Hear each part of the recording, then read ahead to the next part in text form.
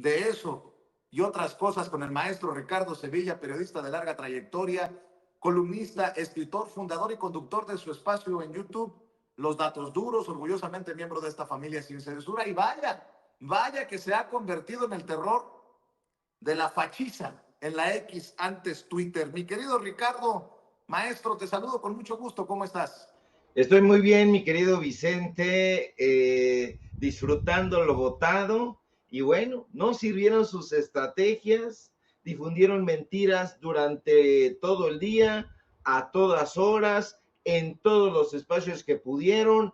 Las redes sociales sembradas de bots, las redes sociales sembradas de posteos, de videos pedorros para denostar y tratar de impedir que hubiera mayoría calificada, porque en la derecha sí que le temían a la mayoría calificada como el mugroso al agua, como el estúpido a la lectura de un libro, así le temían. Pero su peor pesadilla, mi querido Vicente, público memorioso, tocó a la puerta, les dio un zape y se metió para informarles que no había nada que hacer. La mayoría calificada había sido aprobada. No han podido dormir, no han podido pegar el ojo y así es, llegó la realidad para ellos. El Tribunal Electoral lo ha hecho oficial. Morena ha logrado la mayoría calificada en la Cámara de Diputados. Es el peor escenario para la derecha y se les ha hecho realidad.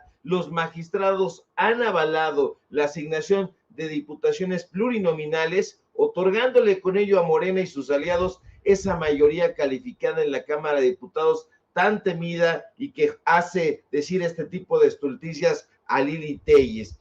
Los magistrados del Tribunal Electoral ya no pudieron cerrar los ojos ante la realidad, mi querido Vicente, ya no.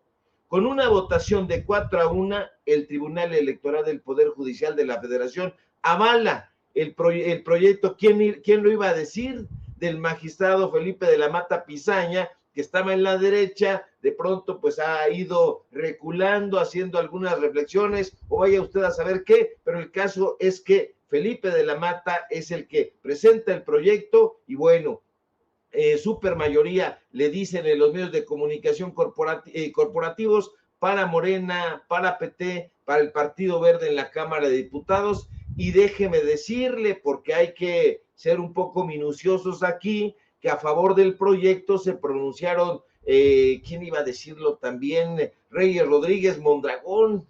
¿Quién lo iba a decir? Es que ya no pueden cerrarle la puerta a la realidad. Mónica Soto Fregoso y desde luego Felipe Fuentes de la Barrera, Felipe de la Mata Pizaña, pues es el que presenta el proyecto, lo vota a favor. Lamentablemente, Vicente, la única magistrada que decidió seguir firme en contra de la realidad, en contra del pueblo, fue la amiga de Lorenzo Córdoba Vianello, Yanine Otálora Malasis. Siempre hay una piedrita en el arroz. La realidad que tanto atormenta a la derecha y a sus comentócratas es una realidad sonriente para el pueblo de México. Y es que, de acuerdo con lo aprobado por el Instituto Nacional Electoral y que ya ha sido, le digo, avalado por el Tribunal Electoral, Morena y sus aliados contará con 236 diputados, es decir, lo suficientes para lograr una mayoría calificada en la Cámara de Diputados, 2/3, y aprobar eso que les da tanto terror en la derecha, cambios a la Constitución sin necesidad de negociar con la oposición. Alito Moreno debe de estar que no aguanta la panza. Y en el Senado no van a, también estamos esperando porque se prevé que Morena logre obtener la mayoría calificada también en el Senado de la República. Así que, híjole, mi querido Vicente, la cuarta transformación está avanzando a pasos agigantados. Solo necesita en el Senado un legislador más para esto que ellos denominan en la derecha la supermayoría, que sea aplastante. No es que sea aplastante, es que si vamos a hablar de situaciones aplastantes, es que la realidad es aplastante para los personajes que no entienden esto que está sucediendo, porque México es surrealistamente desigual y eso no lo comprenden en la derecha. En México la desigualdad es completamente ofensiva. Los ricos, estos personajes viven en espacios separados, en espacios cerrados, en espacios aislados. Ellos viven en un gueto protegido por seguridad privada. Cuando nuestra gente, cuando el pueblo entra, es porque va a hacer algún tipo de trabajo, lamentablemente allá. Ahí yo estaba el otro día en un restaurante, pues lo voy a decir, en la colonia Roma, que no es fifí, no es nada, es aspiracionista, pero ahí estaba yo y cerca de mí había una mesa con un puñado de chavos treintones, llegaron otros chavos treintones y resulta que todos se conocían, todos estos personajes se conocían. ¿Por qué? Porque viven, porque se formaron en las mismas escuelas privadas, porque se conocen. Es que yo soy cuñado, yo soy yerno, yo soy sobrino, es mi hermano. Esa es la clase alta mexicana y lamentablemente controla el 47% de la riqueza de este país y viven en guetos. Usted vaya a esas colonias fifís y se va a dar cuenta. Es un espacio, digamos, amurallado, alberga una élite que vive en un mundo paralelo, ajeno a esta realidad de todos los días que enfrentamos la mayoría de los mexicanos. Y mientras esa clase alta no entienda que su México no existe más que en esos pequeños enclaves rodeados de lujos, de comodidades, y que la clase social del grueso de la población mexicana luchamos diariamente para satisfacer necesidades básicas, entonces no van a entender un carajo, van a seguir despotricando los medios de comunicación